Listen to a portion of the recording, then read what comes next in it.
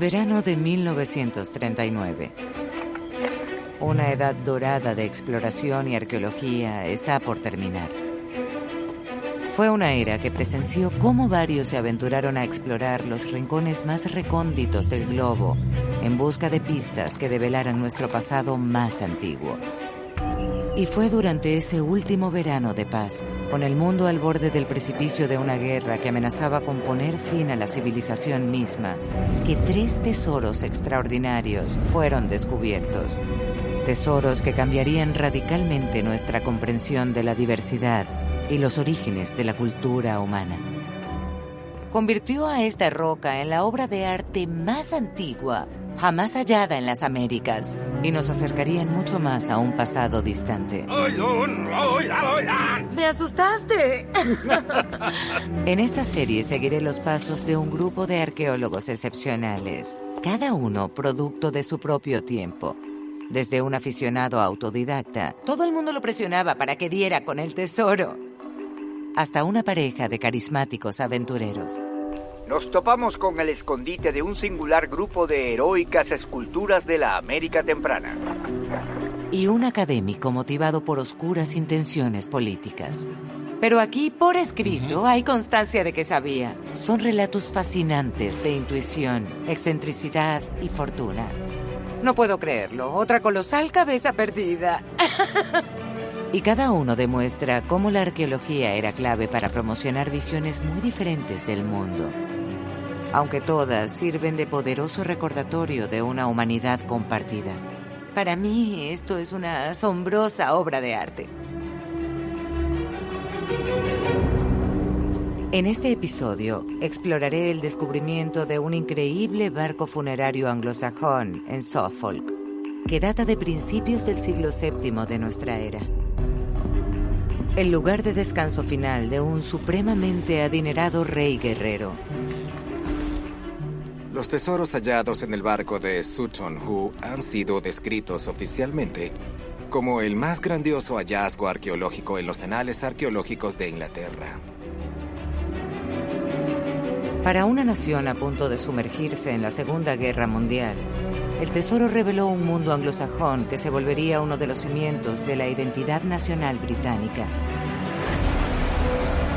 Considerado el Tutankamón de Gran Bretaña, transformó nuestro entendimiento de una misteriosa era conocida por algunos como los Años Oscuros.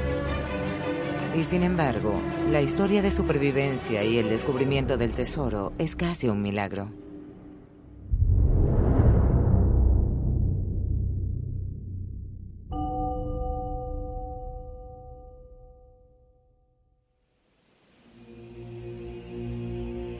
En la década de 1930, el espiritualismo causaba euforia entre las clases sociales más altas de Inglaterra.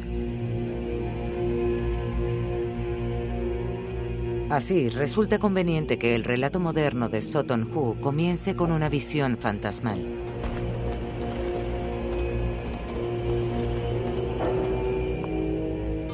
Una amiga de la señora Edith Pretty, que se hospedaba en Casa Tranmere en Suffolk, hizo una increíble aseveración. Dijo haber visto guerreros ancestrales deambulando sobre uno de los extraños y enormes montículos que se encontraban en la propiedad de la señora Pretty.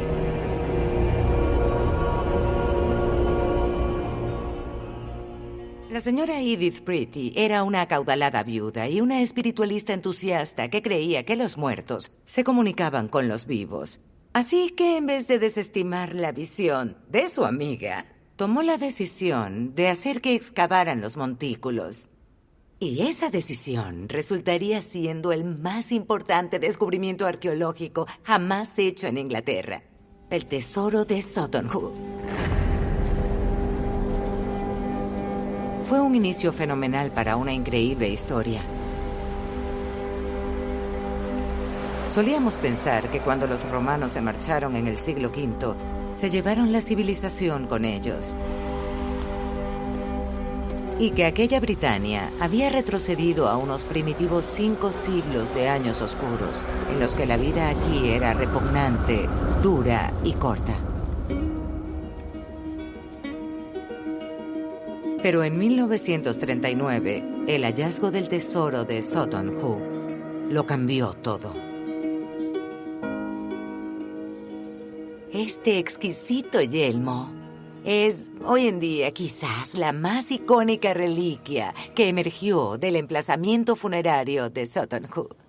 Es reconocido y venerado por todo el mundo como una maravilla artística de complejo simbolismo y opulenta y sofisticada proyección de poder. Todas cualidades que se creían ampliamente ausentes durante los llamados años oscuros. Antes de que los tesoros de Sutton Hoo surgieran, no teníamos ni idea de que la pagana, analfabeta y primitiva sociedad anglosajona era capaz de tales prodigios. Hicieron falta décadas de investigación para que réplicas superiores como esta pudieran hacernos entender cómo se habría visto el original hace unos 1400 años. Este inverosímil casco y el tesoro del que formaba parte han revolucionado nuestra comprensión de la era anglosajona. Y su hallazgo en la víspera de la Segunda Guerra Mundial se dio en el momento perfecto. Capturó la imaginación del pueblo británico como un símbolo del nacimiento de la nación por la que se preparaban para luchar.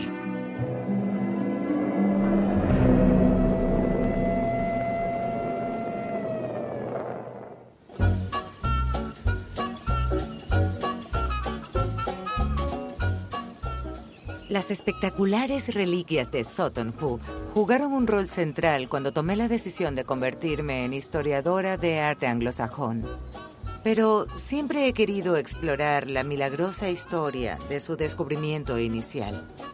Por lo que me encuentro en la hacienda de Sutton Hoo, una vez propiedad de la señora Edith Pretty, donde comenzó todo. Ubicada en terreno alto y dominando el río Deben de Suffolk en Anglia Oriental, incluye unos 18 montículos artificiales de tierra de diversos tamaños.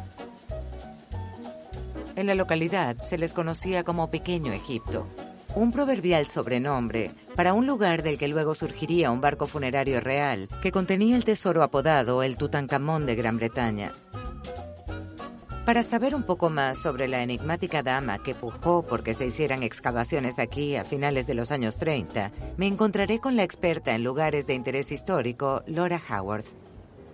Edith Pretty. Sabemos que era espiritualista, pero era más que eso, ¿cierto? Había más en su carácter, en mi opinión. Había estado en casi todos los continentes del mundo y vio cosas con las que la mayoría solo podía soñar en la época.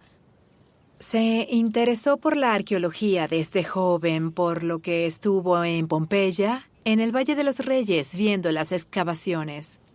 Evidentemente, esa fue una era de exploradores. Claro, seguro se dijo, vamos a descubrir algo. Y eso fue lo que se hizo aquí también. Exacto. Era una mujer independiente, de buena educación. ¿Qué más sabemos? Tuvo una vida privilegiada. Sirvió con la Cruz Roja en Francia durante la guerra, pero como una persona de privilegios no era obligatorio.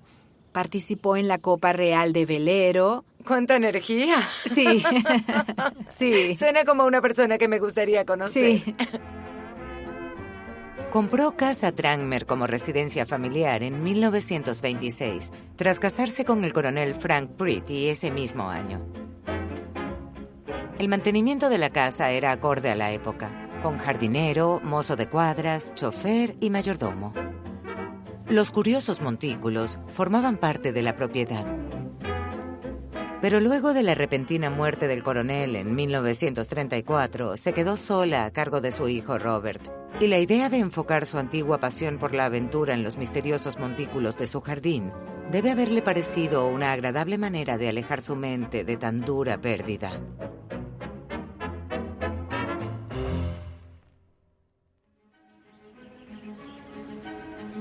Siendo una adinerada mujer de su época y clase social, el verano de 1938, la señora Pretty sencillamente decidió empezar a excavar. Pero el hombre al que contrató era una persona muy diferente a ella. Basil Brown era un sujeto local de clase trabajadora que solo había viajado por el mundo a través de los libros que leía con voracidad. Como tantos otros británicos del momento, Basil tenía varios empleos para poder ganarse la vida. Pero como era hijo de un granjero, poseía un invaluable conocimiento de los suelos de Suffolk y al ser un arqueólogo autodidacta sentía una enorme atracción por hacer descubrimientos. Fueron precisamente esas las destrezas que convencieron a la señora Pretty de contratarlo.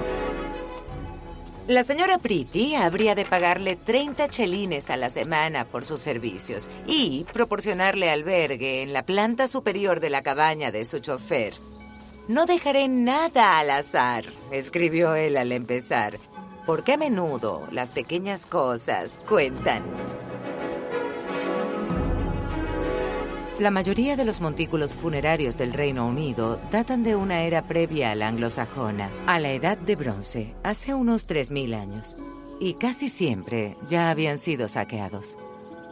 Pero Basil no era del tipo de persona que asume cosas. Así que ese primer verano de 1938 decidió excavar 3 de los montículos más pequeños en Sutton Hoo, argumentando que así se obtendrían respuestas más rápido sobre lo que había debajo. Muy bien, entonces son ese de ahí, el montículo E, el montículo A y el montículo D por allá. Es un poco difícil orientarse aquí, porque al principio los montículos eran más altos y era más fácil saber dónde estaban. Los túmulos funerarios antiguos se hacían comúnmente cavando un profundo foso en el suelo para realizar el entierro propiamente dicho. Luego se rellenaba para pasar a apilar tierra y piedras y así generar el montículo elevado. Al cavar una zanja a través de cada uno, Basil esperaba hallar condiciones de suelo distintas que revelaran si en realidad había un entierro debajo. Muy pronto encontró evidencia de fosos funerarios. Pero el hallar alteraciones en el tipo de tierra dejó claro que ya otros habían excavado los montículos. Era posible que todos hubiesen sido saqueados siglos antes. Aún así, una pista crucial demostraba que los montículos del jardín de la señora Pretty eran más inusuales que los de la Edad de Bronce.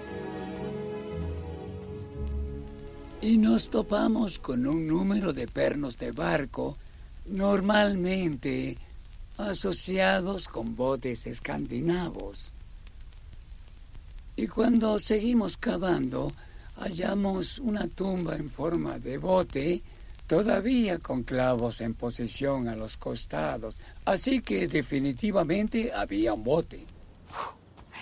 Los barcos funerarios son inusuales en Gran Bretaña. Solo se descubrieron otros 2 en la época. Uno en la isla de Man y otro en Snape, muy cerca de aquí.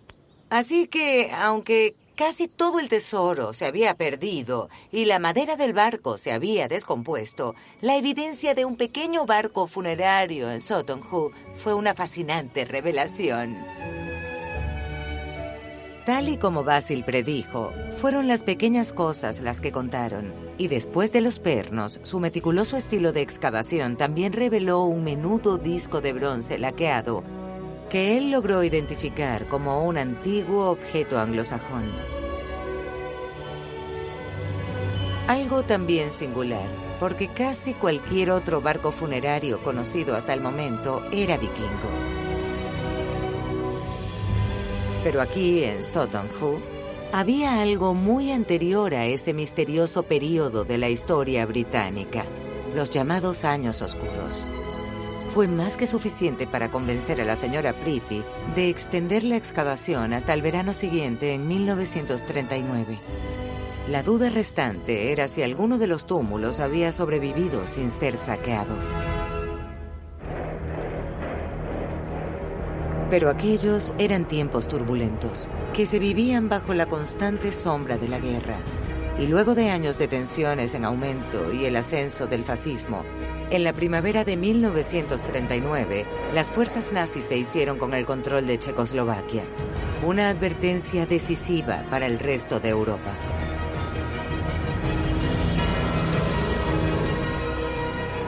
Los británicos ahora estaban seguros de que la guerra era inevitable.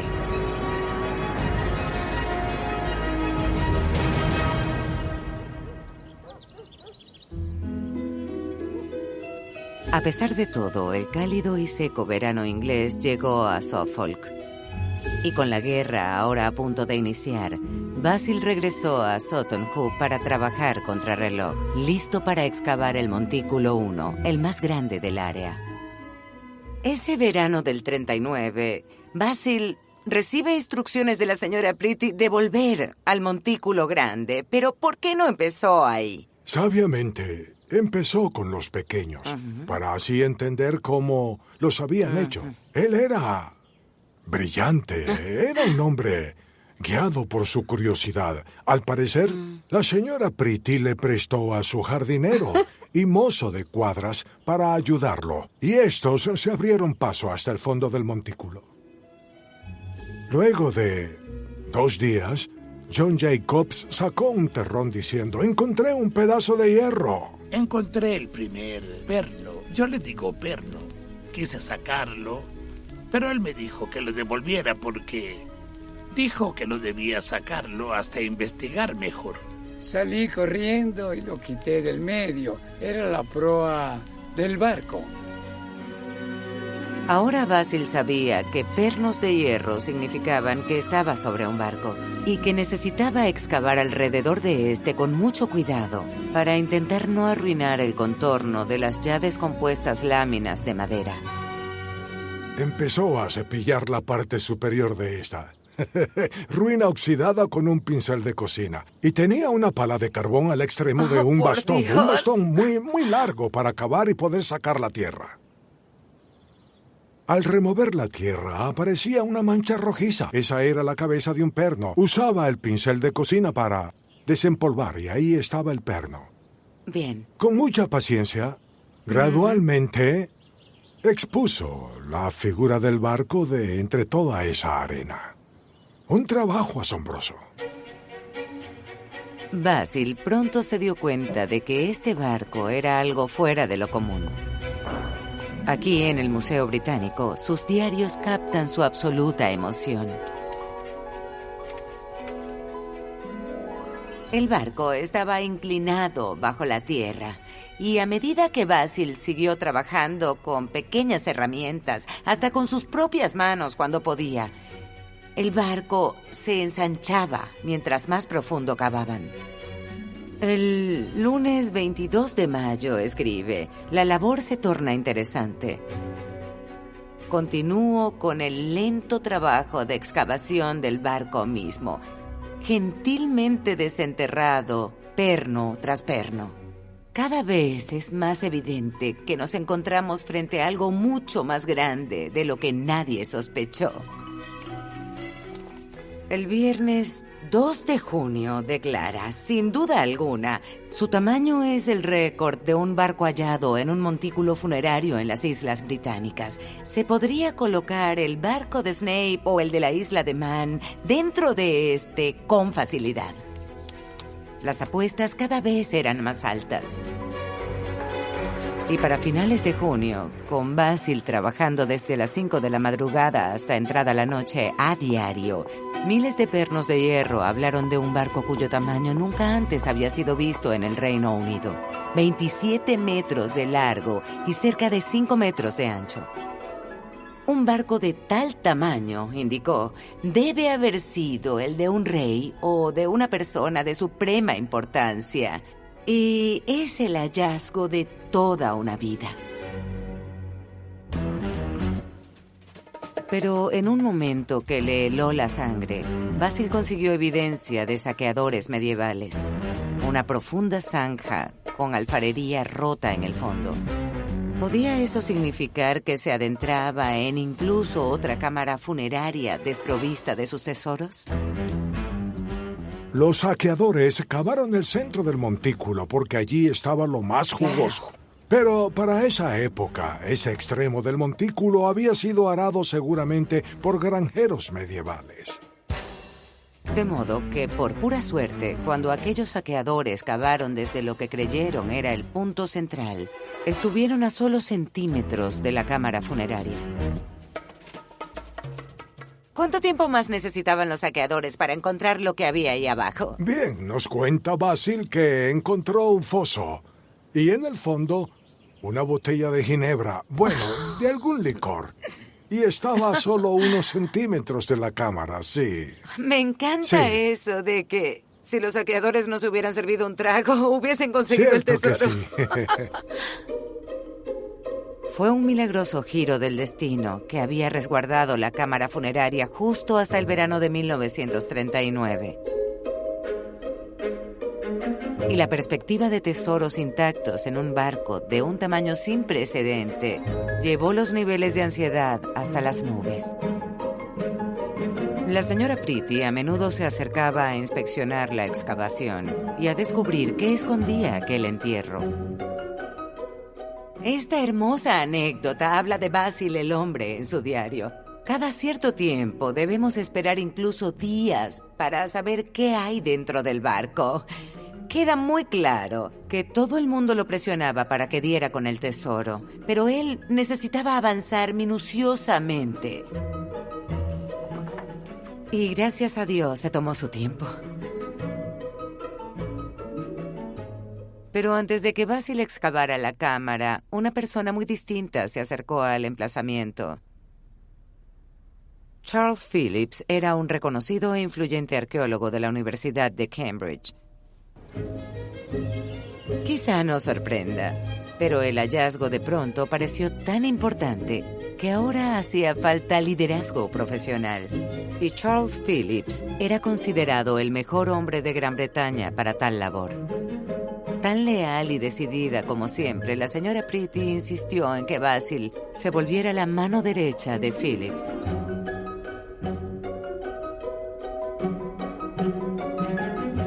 De seguro fue un golpe bajo, pero Basil, muy orgulloso, escribió: Phillips reconoció que mi excavación había sido perfecta y nadie lo habría hecho mejor, lo que añadió un poco de ego extra a la situación. En el último registro de su diario, antes de ceder el control, Basil reflexiona: bueno, ahora no tendré que preocuparme por la responsabilidad de que algo salga mal. Creo que lograremos cooperar sin más, o al menos eso espero.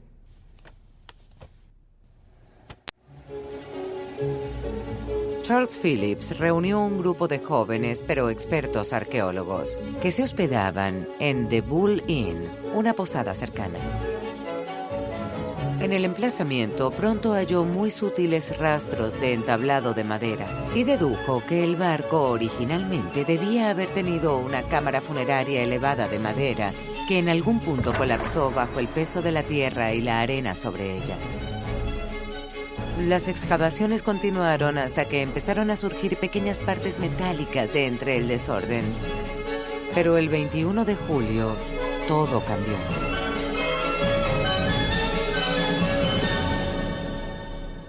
Unas gemas tan poco comunes sugerían que habían llegado al emplazamiento funerario de un rey guerrero anglosajón.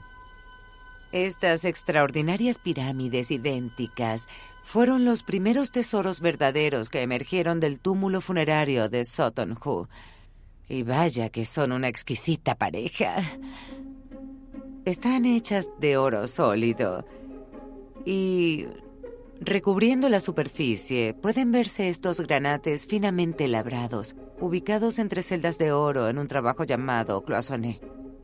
Detrás de cada granate hay una laminilla de oro estampada del grosor de una hoja de papel casi microscópica, lo que hace que el granate, una piedra semipreciosa normalmente algo turbia, de hecho centellea y brilla cuando la luz atraviesa la gema.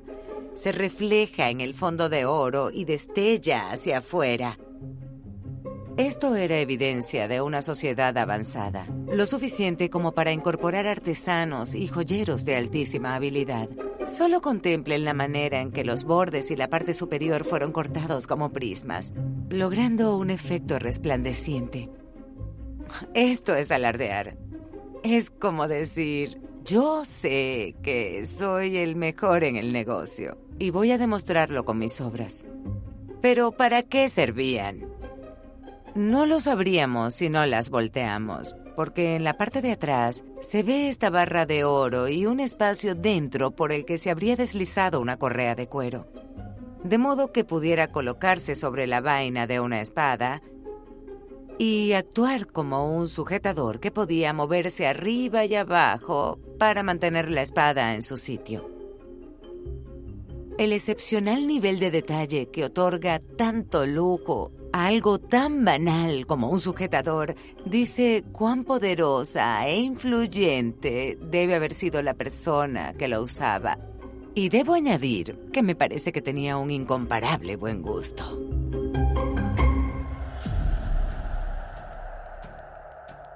Aunque el tiempo había hecho desaparecer el cuerpo del rey, el equipo quedó boquiabierto ante los tesoros de inimaginable calidad que comenzaron a aparecer uno tras otro. Pero, ¿quiénes eran los anglosajones? ¿Y por qué este descubrimiento estaba por alterar la historia de Gran Bretaña? Cuando la Britania romana se desintegró a principios del siglo V, las tribus germánicas paganas del norte de Europa, que los romanos llamaban bárbaros, empezaron a cruzar el Mar del Norte para establecerse en la zona sur y este de Inglaterra. Con el tiempo, estos anglos, sajones y jutos se unificaron, proporcionando las bases de la lengua inglesa y hasta otorgándonos un nombre: Inglaterra. Anglia Oriental fue una de las primeras regiones en ser pobladas. Pero hasta el hallazgo de Sutton Hoo, los primeros anglosajones habían sido tildados de primitivos e incivilizados ocupantes de cabañas de barro. Estos tesoros pintaban un escenario enteramente distinto, el de una cultura rica, sofisticada y jerárquica. Aquí tenemos la llamada Gran Hebilla de Oro. 400 gramos de oro sólido. Cuando surgió se veía exactamente así. No imagino lo que debieron sentir los arqueólogos al ver esta enorme pieza de oro refulgiendo entre las rocas, tan brillante como el día que la hicieron. Algo así debió haberse visto tan impresionante a la distancia, haciendo énfasis en la riqueza, el poder y la masculinidad de quien lo portaba. Y las propias decoraciones nos brindan pistas sobre cómo ejercía su poderío. Los anglosajones creían que el portador adoptaba las fortalezas de los animales representados en sus vestimentas. Se vuelve más emocionante y hermoso visto más de cerca porque esto no es más que un acertijo visual. Los anglosajones adoraban los acertijos y esto fue diseñado para desentrañar un enigma indescifrable. Hay 13 aves y bestias intercaladas e interconectadas sobre la superficie de esta hebilla. Y hasta parece un juego intentar hallar los ojos para aislar cada criatura. En estas esquinas de la hebilla vemos pájaros de pico curvo. Puede verse la suave silueta del pico y acá abajo el ojo, en la parte trasera de la cabeza. Aquí arriba se ven 2 serpientes anudadas sobre sí mismas. 2 más por aquí. Los anglosajones tenían lo que podríamos llamar horror vacui. Detestaban los espacios en blanco o vacíos, por lo que los artistas tendían a rellenar cada fracción de sus obras con detalles. Da la impresión de que la superficie se retuerce. Es una imponente obra maestra de una era que se pensaba irrelevante en la historia británica.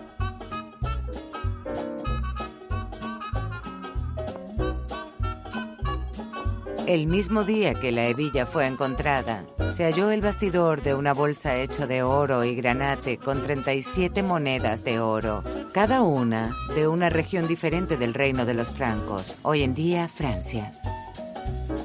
Estas sugerían una conexión estable con el continente y más adelante ayudaron a fechar el entierro a principios del siglo VII. Todos, incluido Basil, estaban pasmados por lo que se iba revelando ante sus ojos. Debo admitir que nunca esperé conseguir tanto oro en ninguna excavación de este país. No hace falta añadir que no fui a casa esa tarde. No me sorprende. Quería quedarse ahí a ver qué más hallaban. Apenas un día después, el 22 de julio de 1939, el equipo de Sutton Hoo también desenterró un par de espectaculares hombreras, que claramente hablaban de una sorprendente influencia romana sobre estos anglosajones.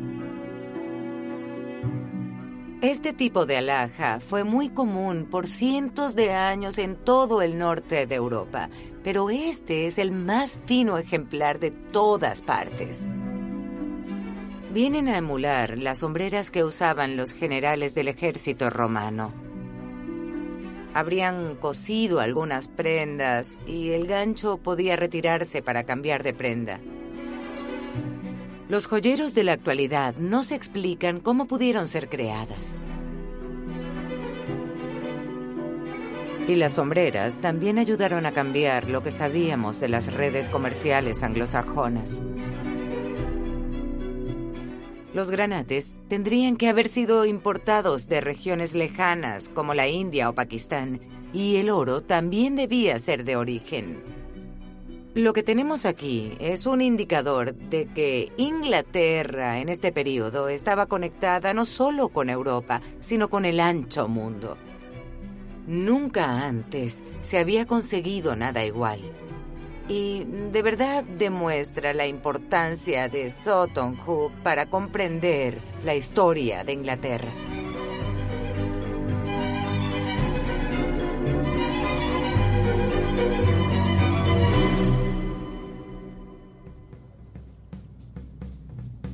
Un anuncio de prensa publicado de forma prematura por el Museo de Ipswich significaba que el hallazgo ya era noticia. Para una nación al borde de la guerra, el descubrimiento fue motivo de orgullo y patriotismo. Los periodistas intentaron acceder al lugar por bote y hasta aeroplano. Pero la excavación aún no terminaba, por lo que se apostaron 2 oficiales de policía perennemente. Curiosamente, el sistema para resguardar los tesoros excavados fue un poco menos formal.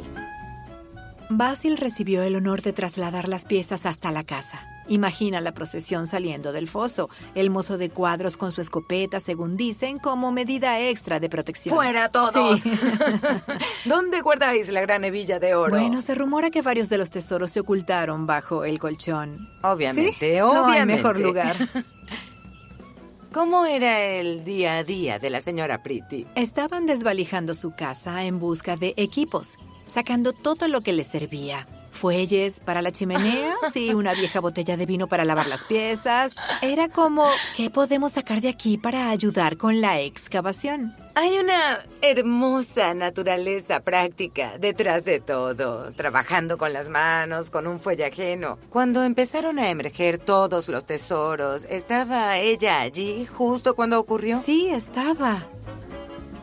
Hay encantadoras fotos de ella en una silla de mimbre con sus amigas, observando la excavación con binoculares. Organizaba reuniones hasta con licor para que sus allegados vinieran a ver el barco. Todo muy acorde a la época. Una reunión inglesa en el jardín. Vengan a ver mi excavación.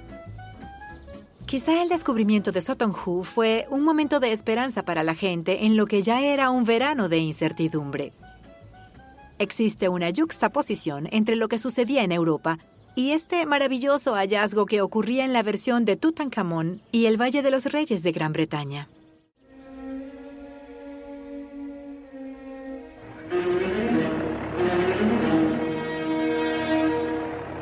A medida que la amenaza de la guerra se cernía sobre el país, el trabajo en Sutton Hoo redobló el paso. Y los restos de una magnífica espada comenzaban a revelar más sobre el misterioso hombre de la tumba.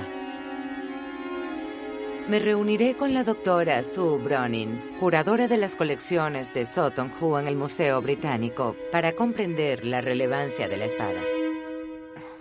Claro, es un gran trozo de hierro corroído, sin duda, y luce menos inspiradora que los hermosos adornos de oro, pero en realidad la espada es lo relevante, ¿cierto? Por mucho que admiramos las cosas de oro y granate, todo gira alrededor de la espada. Es exactamente así, y la espada era, por mucho, el arma más importante que un guerrero podía blandir en el período anglosajón. Si lo piensas un poco, una espada es la única arma hecha específicamente para matar a otros humanos. Una lanza sirve para cazar.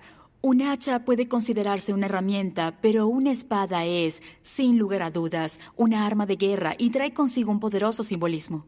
Tiene que ver con la cultura del guerrero, arraigada en lo profundo de la sociedad anglosajona, ¿cierto? Sí, absolutamente. El hecho de que esta es un arma tan bellamente decorada nos dice que esa identidad, la identidad del guerrero, era algo que se glorificaba, que era magnífico. Durante esa era, el poder llegaba a estar a merced de aquel con la capacidad de reunir a suficientes hombres fuertes, guerreros, que apoyaran su causa y mientras pudiese contar con el apoyo de ellos, podía ostentar el poder. Algunas piezas son extrañas porque la cota de malla hoy en día no luce nada inspiradora. Parece más una roca de metal, pero era sumamente importante. Sí, es única en la arqueología anglosajona. No existe otra cota de malla que haya sobrevivido de aquel período. Algo que me resulta fascinante es imaginar a la persona completamente vestida con todos los ornamentos, la cota de malla, el yelmo metálico, la hebilla, los adornos de la espada misma. Imagino que la persona debe haberse visto como si estuviera hecha de metal, una especie de dios de metal. Y es que el casco habla claramente de un anglosajón en la cima de una estructura jerárquica de guerreros. De un tipo de líder que jamás se pensó había existido en dicha era hasta que resucitó de entre la tumba de Sutton Hoo. Estos objetos tienen su propio lenguaje único. Si vemos el rostro, es aterrador. Aquí están las cejas, una nariz y hasta un bigote. Pero vean de nuevo. Esos elementos, en realidad, son parte de un ave. Las alas, el cuerpo y la cola. Y está volando hacia arriba, sobre el rostro, trabando la mandíbula con la de otra criatura, una serpiente de 2 cabezas que recorre el tope del casco. El tesoro es un hallazgo tan vasto que actualmente sigue siendo estudiado, revelando nuevos secretos. Debajo de cada ceja hay una hilera de granates. Los de este lado tienen láminas de oro detrás, pero los de este no. Cuando recibe luz, este lado brilla, mientras el otro luce oscuro. ¿Para qué hacer esto? Podría ser porque el dios germánico Odín, a quien los anglosajones llamaban Woden, renunció a un ojo como sacrificio para adquirir sabiduría. Así que tal vez el portador de este yelmo trataba de invocar a Woden. Un retoque final para un aterrador e impresionante juego de armadura de batalla. Pero en una revelación más personal, la doctora Browning recientemente descubrió unos significativos patrones de desgaste en el pomo de la espada del guerrero que nos acercan más al hombre misterioso. ¿Ves esta línea de alambre con punteado? ¿Ves cómo se convirtió en una franja lisa? Eso implica que el soldado era zurdo. Es un detalle tan personal, algo tan íntimo que supimos sobre esta persona. Es un pequeño testigo del pasado, ¿cierto? Eso es, exacto. Uno de los modos en que la arqueología, las reliquias, nos hablan, incluso cuando de aquel tiempo no poseemos registro escrito. Esta falta de registro escrito quiere decir que no existe una descripción del entierro de Sutton Hoo. ¿Quién era este guerrero que fue enterrado con tanta pompa? La respuesta ha dividido a los expertos por décadas, pero en mi opinión es Redbaldo, un hombre que, de acuerdo a historiadores modernos, fue el rey de esta Anglia en el temprano siglo VII. Pero nadie puede asegurarlo. Aunque a veces dudo sobre si ponerle o no nombre a este sujeto, personalmente me sentiría cómoda viéndolo como el rey de esta Anglia. Una de las cosas que no vemos aquí es que esta persona fue enterrada en un barco de 27 metros de largo, debajo de un gran montículo de tierra, en altitud. Se trata de alguien que debía ser recordado. Al imaginar cómo estos objetos fueron recopilados para tan fastuoso entierro en honor a este rey ancestral, el mejor lugar donde buscar es Beowulf, la obra literaria más antigua conocida de Inglaterra. Profundo dentro del barco lo colocaron, a su amado caudillo, el dador de anillos, el héroe junto al mástil. Grandes tesoros había, alhajas desde muy lejos traídas fueron puestas con él. Ningún otro barco de fama justicia le hacía entre armas de guerra y armaduras de batalla, con cota anillada y espada. Yacían allí junto a su mano preciosos objetos incontables que durante su viaje habrían de acompañarlo a las distantes salas inundadas. La grandiosa épica anglosajona de Beowulf describe el entierro de un rey escandinavo, pero hasta el hallazgo del tesoro se creía que no era más que épica de fantasía, no habiendo nada más sofisticado de este lado del Mar del Norte.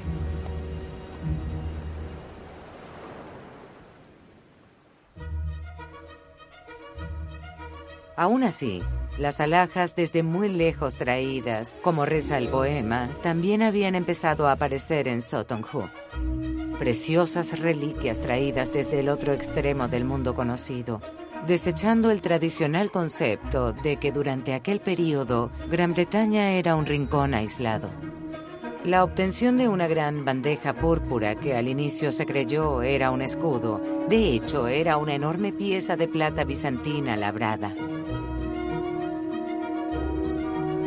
Esta bandeja y otras piezas halladas junto a ella provenían de la actual Estambul.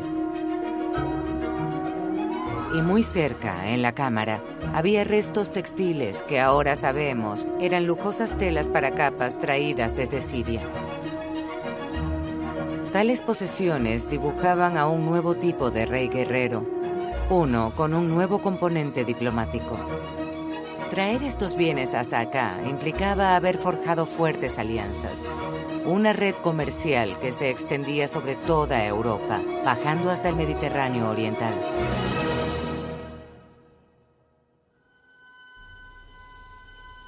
Esta red comercial europea también los puso en contacto con el así llamado mundo cristiano civilizado. Y fue bajo el reinado de líderes anglosajones que estos reinos, ahora ingleses, eventualmente se convirtieron al cristianismo. Entre todo el simbolismo pagano había pequeñas pistas de un futuro no muy lejano.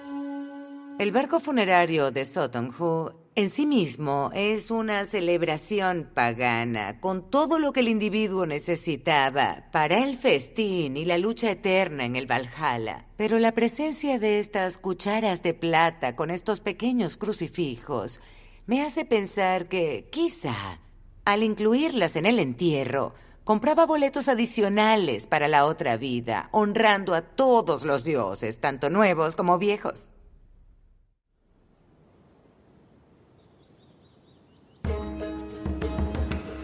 A pesar de estos pocos detalles cristianos, el hallazgo mostró un mundo anglosajón todavía abrumadoramente pagano.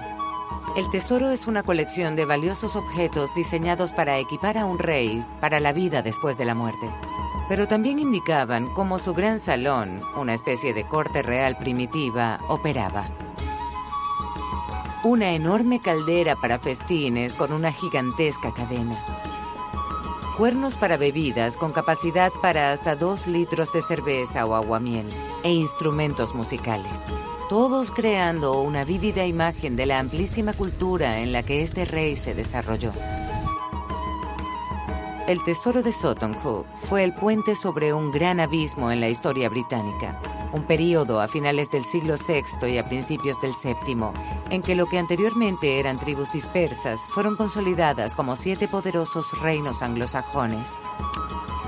Y los grandes salones como este, delineado en un campo de Oxfordshire, una vez jugaron un papel clave en este proceso. Aquí, el festín era el evento principal. Este fue descubierto por la profesora Helena Hambrough, de la Universidad de Oxford. Ver esto es emocionante, pero ¿por qué es tan relevante, Helena? Bien, es la ubicación de un gran salón anglosajón, el más grande del que sepamos, y tiene la edad de Sutton Hoo. Estas antorchas marcan el contorno, sí. Pero ¿cuál es la escala real de este gran salón? Tiene un poco más de 30 metros de largo, casi 11 metros de ancho. Gigante, es enorme. Cabe una buena cantidad de gente para una fiesta. ¡Claro! ¿Tú crees? ¿Y qué tan alto era? Bueno, por supuesto, es casi imposible reconstruir el techo y demás. Nada de madera sobrevivió, pero tenemos una pieza muy importante del túmulo de Sutton Hoo.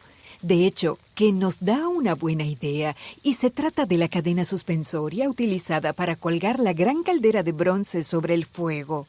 Y esa cadena mide unos 3,5 metros. Dios. Debía colgar de una viga sobre el fuego, así que la viga debía estar a unos 5 metros por encima del suelo. Claro. De modo que eran construcciones inmensas.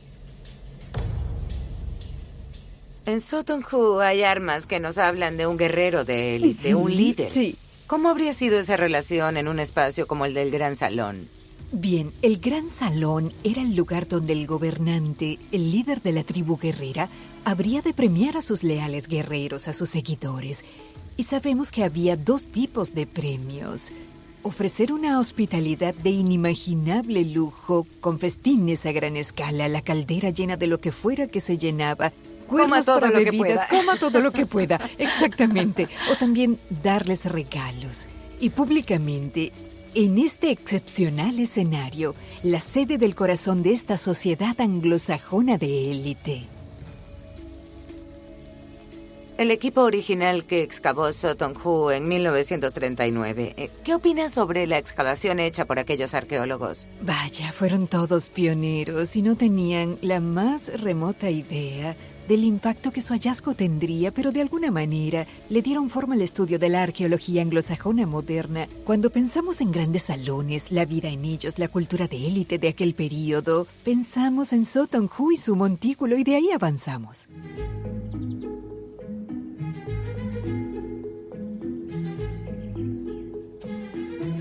Pero incluso para finales de julio de 1939, trabajando contrarreloj, antes de que la guerra comenzara, los arqueólogos pioneros de Sutton Hoo aún tenían que arreglárselas con lo que conseguían para avanzar.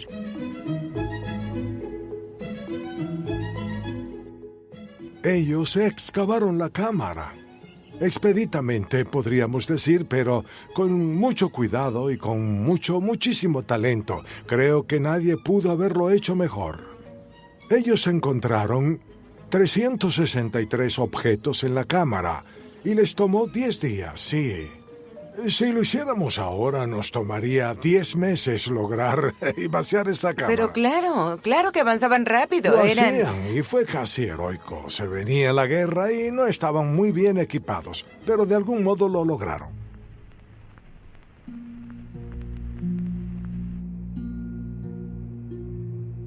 A medida que la labor continuaba, explorando los límites exteriores del barco, la atención fue desviada hacia qué futuro le deparaba a tan extraordinario tesoro, ahora que se le apodaba la tumba del millón de libras.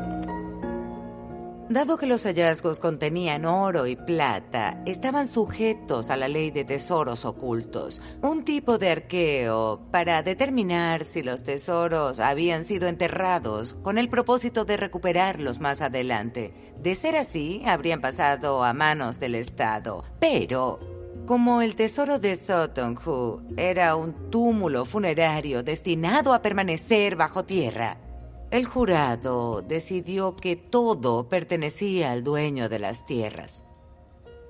Fue algo extraordinario. hacía a la señora Pretty impensablemente rica porque valía el equivalente a millones y millones de libras actuales. Pero apenas unos días después, en un increíble acto de generosidad, la señora Pretty anunció su intención de legar todo lo descubierto a la nación. Se le envió un elegante acuse de recibo de parte del Museo Británico, listando todo aquello de lo que ahora eran responsables que había emergido del suelo de Sutton Hoo. Y otra carta más personal de la esposa de Basil Brown. Le doy las gracias desde el fondo de mi corazón por su gran amabilidad al emplear a mi adorado esposo de esta manera. Sé bien lo encantado que está tratándose de la labor que ama. Pero el 23 de agosto de 1939, solo horas luego de que la donación fuera anunciada, el Museo Británico de inmediato pasó a preparar los hallazgos para que otra vez fueran bajo tierra. Bajo la alerta de que la guerra era inminente y que se esperaban ataques aéreos sobre Londres en cualquier momento, el Museo Británico empezó a evacuar sus colecciones con urgencia, llevándolas a la estación en desuso de Aldwych. La colección de Sutton Hoo fue apilada en esta plataforma, específicamente en aquel túnel que ven al fondo, a una profundidad 10 veces mayor a la que había estado enterrada antes por 1300 años. Pero no estaba sola. Había pilas de objetos, romanos, sirios, griegos, incluso los mármoles de Elgin, todo amontonado en cajas aquí abajo, para evitar la devastación que estaba por llegar a la superficie. El túnel fue sellado y se apostó un guardia a las 24 horas junto a esta puerta. Durante los horrores del Blitz, también los londinenses buscaron refugio en estas plataformas. En una época en que su propio futuro era terriblemente incierto, dormían a solo metros de algunas de las más delicadas reliquias de civilizaciones perdidas siglos atrás.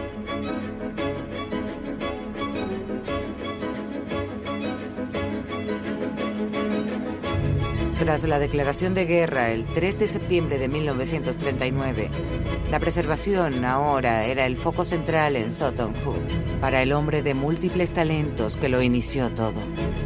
Basil Brown estuvo involucrado hasta el final, siendo sus últimos actos de una calidad más bien simbólica.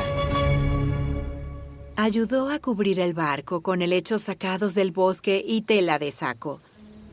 Pero como último acto se encargó con el chofer de la señora Pretty de armar un refugio antiaéreo en la casa. Quiso ayudar no solo a proteger el barco, sino a la gente que vivía en el lugar durante la guerra. Eso es tan conmovedor.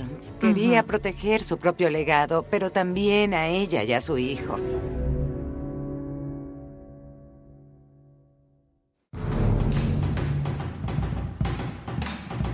De hecho, de no haber excavado cuando lo hicieron, tal vez no hubiese habido legado alguno que proteger.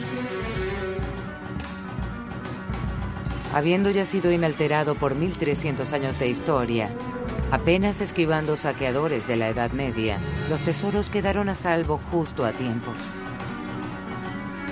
Con el país ahora en guerra, los túmulos funerarios de Sutton Hoo fueron brevemente reclutados como terrenos de entrenamiento para tanques. De modo que el tesoro también se salvó de ser devastado bajo el peso de tanques de 20 toneladas.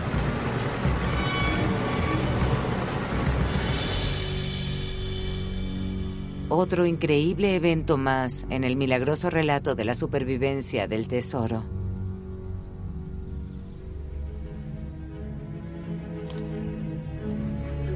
En cuanto a la señora Edith Pretty, en 1940 el primer ministro Winston Churchill le escribió para postularle a una orden del Imperio Británico por la formidable donación del tesoro de Sutton Hoo, un honor que misteriosamente rechazó. Rechazó una oferta de Churchill durante la guerra. De verdad me hace pensar en el tipo de mujer que era. Tal vez estaba harta de ser el centro de atención. Lo cierto es que la historia de Edith Pretty tuvo un último giro trágico. Una verdadera lástima. Edith falleció en 1942, así que los tesoros enterrados por 1300 años que brevemente volvieron a la luz, ella nunca pudo verlos exhibidos. Me resulta muy triste que, tras haber legado estos dones a la nación, no pudo saber cuán importantes eran. ¿Crees que le habría gustado? Seguro, sí. Creo que habría estado orgullosa y feliz sabiendo que esto no había terminado, que lo del 39 fue solo el comienzo del descubrimiento.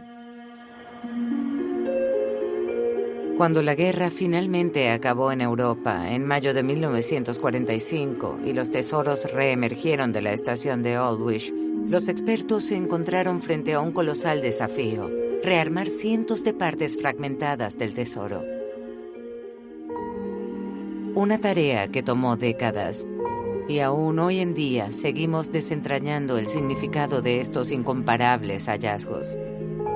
Lo que es cierto por encima de toda duda es que el tesoro de Sutton Hoo, uno de los entierros más ricos jamás hallados en la Europa septentrional, capturó un momento crítico no solo de la historia de Inglaterra, sino del Reino Unido y del mundo del siglo VII.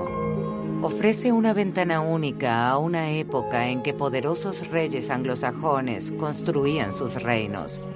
Una era que culminó solo unos pocos siglos más tarde con el surgimiento de algo que ya parecía una nación. Todavía aún me asombra que el túmulo funerario de Sutton Hoo llegara a ser descubierto, porque hubo tanta suerte en el proceso. La idea de que la cámara nunca fue saqueada y que en la víspera de la más destructiva guerra que el mundo haya conocido, Basil Brown y su equipo de excavadores irrumpieron en la tierra y devolvieron a la luz esta colección de objetos de oro y gloria que iban a transformar nuestra comprensión del inicio de la Edad Media. Ya no una era de oscuridad donde la vida era amarga, ruda, corta. Esto nos mostraba un mundo conectado con Europa, con fuertes conexiones diplomáticas y un gobernante que no era solo un héroe militar, sino que sabía controlar un reino. Esta era la página 1 de la historia de Inglaterra y de todo lo que pasaría a definir a Inglaterra, su idioma, su geografía, su identidad. Todo comenzó aquí, en Sutton Hoo.